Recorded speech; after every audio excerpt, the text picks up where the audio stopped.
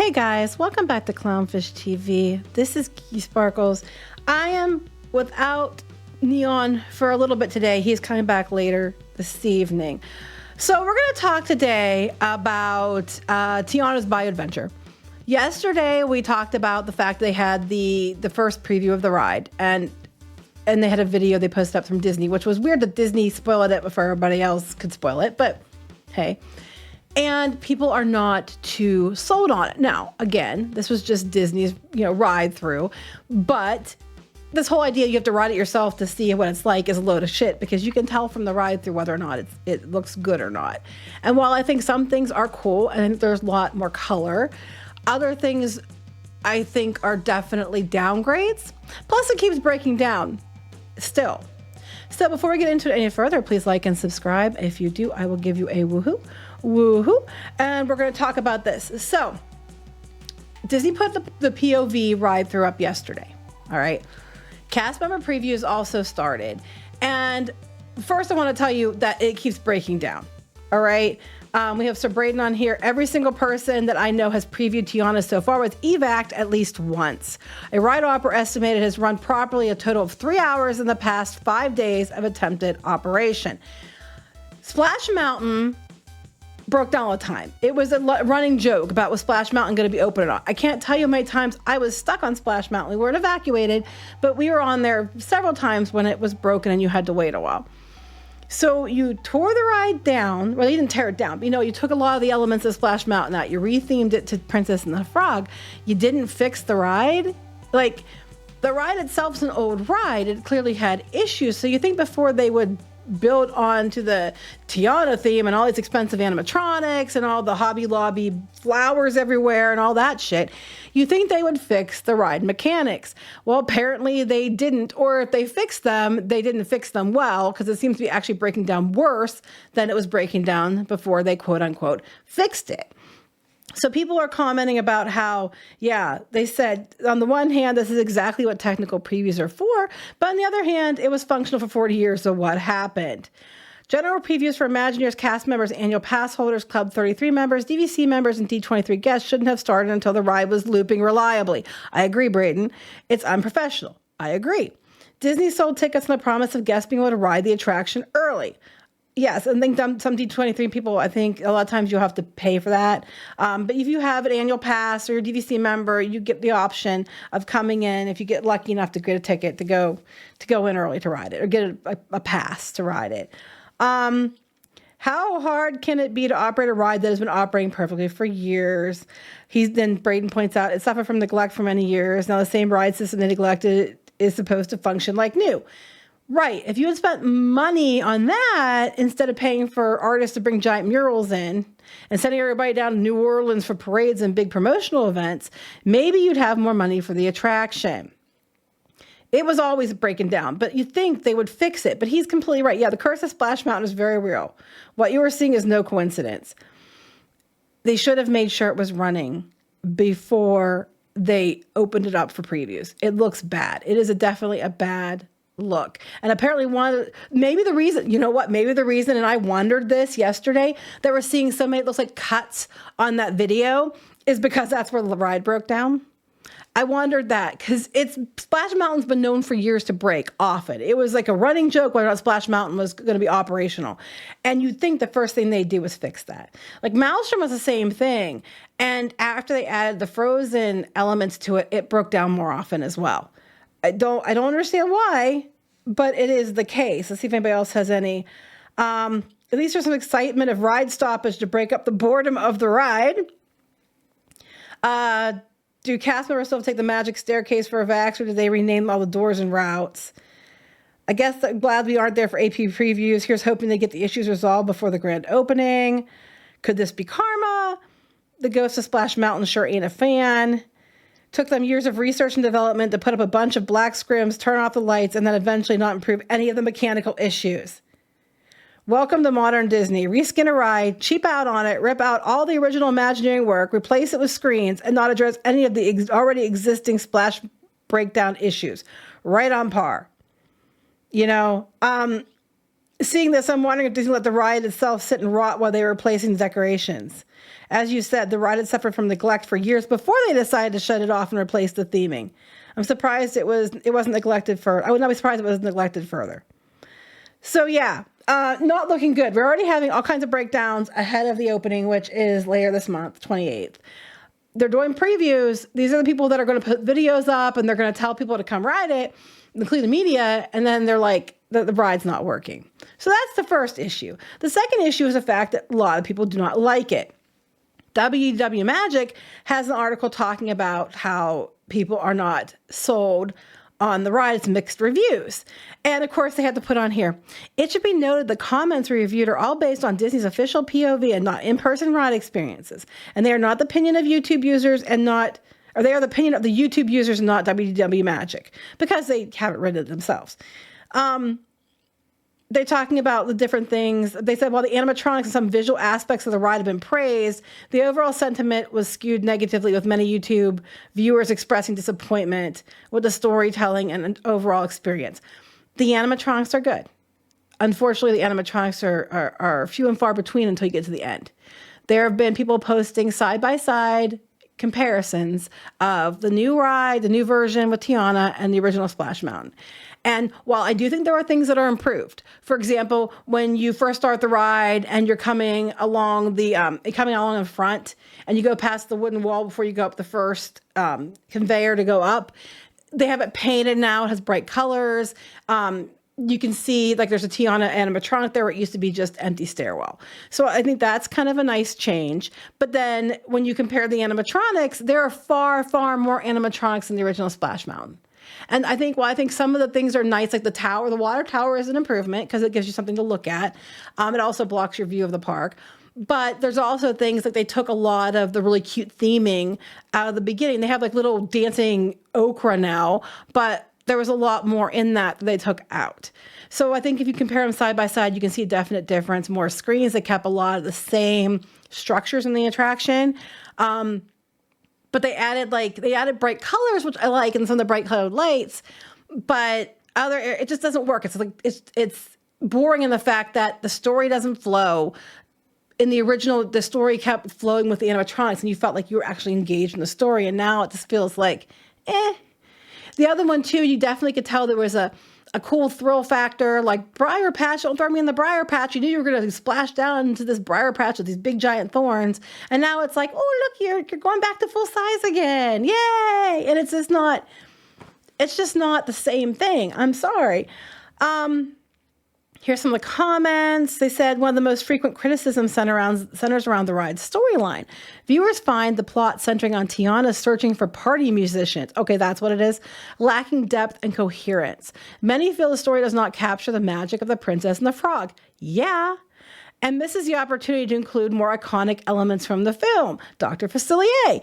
I can't tell you how many people are like, why isn't the Shadow Man here? The storyline is a miss for me.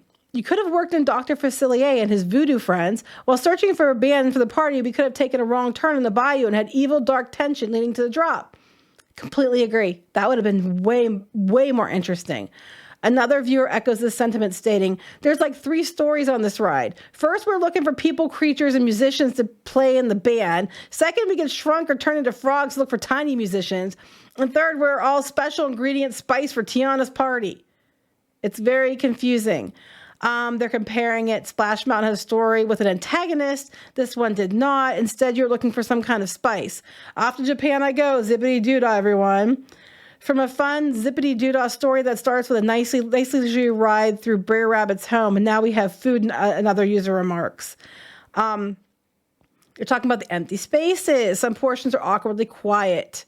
Except for the finale, it seems to be so empty. There seems to be just a lot of dead space that they really had no idea what to do with. Agreed.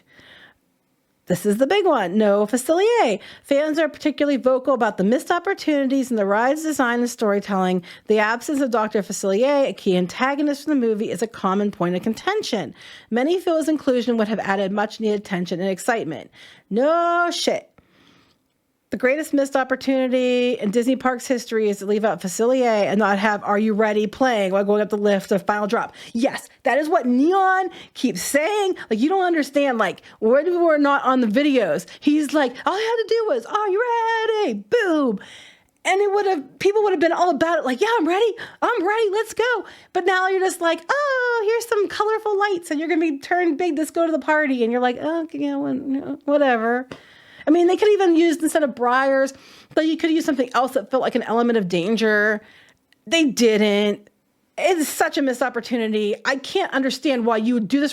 He's actually one of the most popular villains. They bring him out for meet and greets, and he's incredibly popular, like at the Halloween time.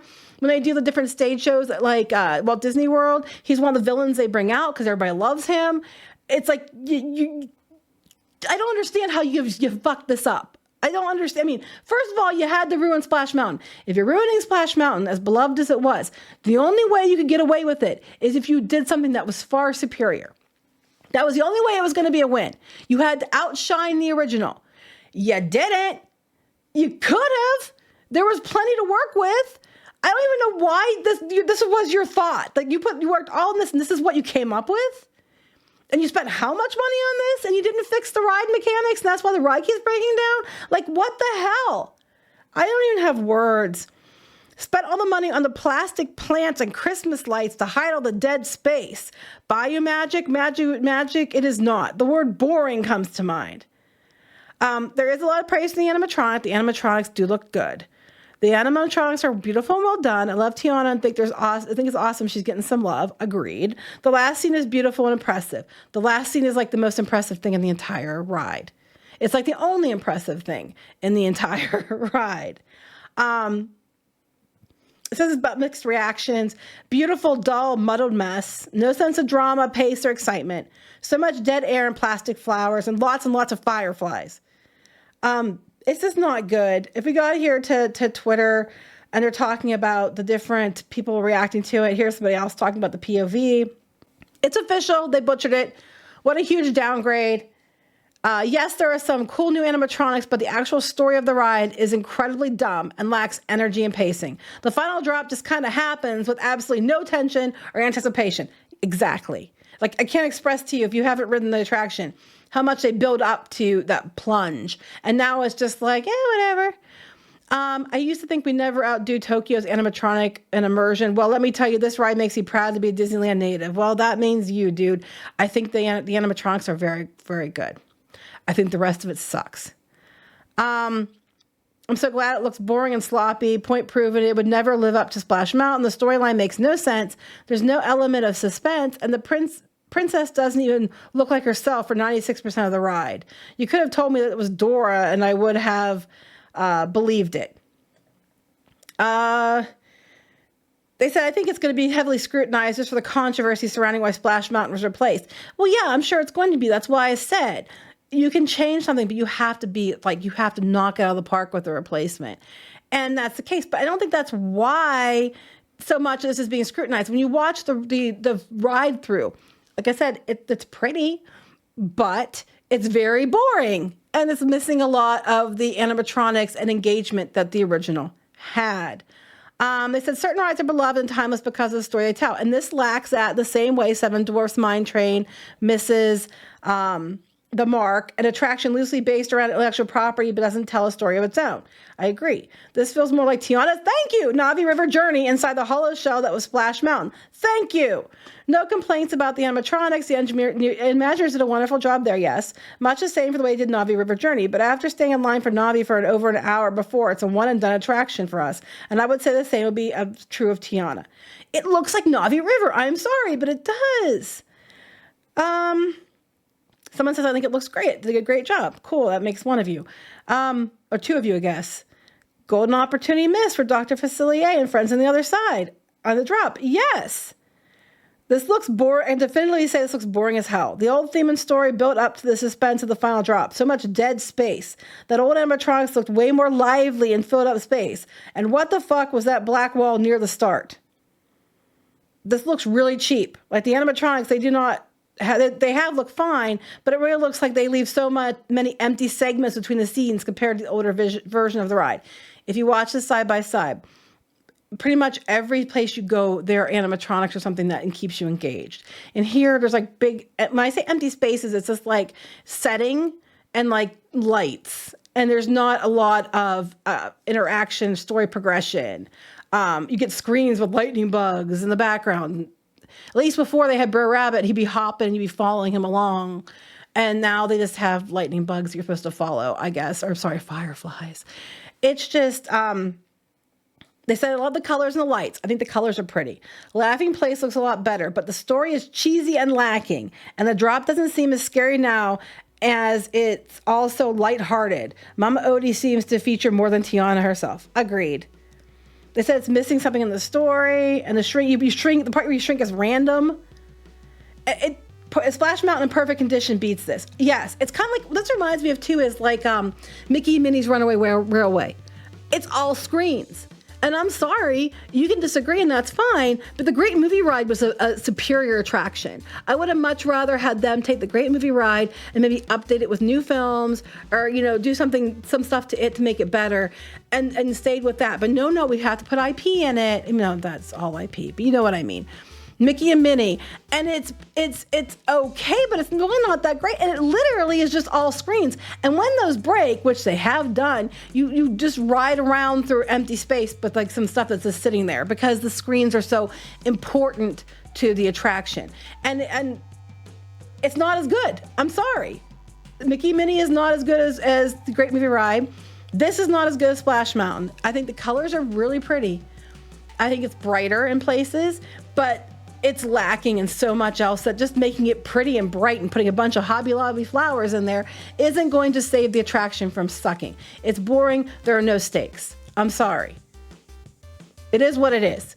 So people are not liking it. What do you think? I'm waiting to see if we get some more ride-through videos. Maybe they're a little better, but I don't think a better ride-through video is going to improve my opinion because I'm still seeing what's there. So comment and let us know what you think. Like and subscribe, and we'll talk to you later. Bye.